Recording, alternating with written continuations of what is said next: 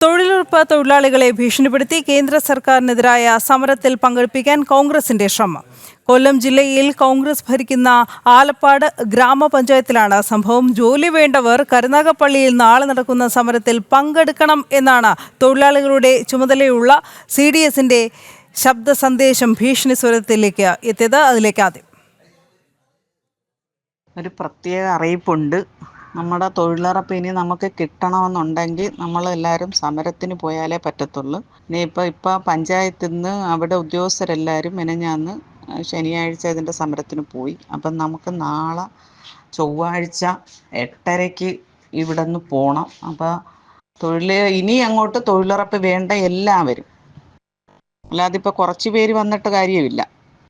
അതായത് തൊഴിലുറപ്പിന് സ്ഥിരമായിട്ട് ചെയ്യണം വേണം എന്നുള്ളവർ എല്ലാവരും നാളെ 8:30 പടിഞ്ഞാറ്, അതായത് കഴിവന്തുരത്തിലോട്ട് വരിക.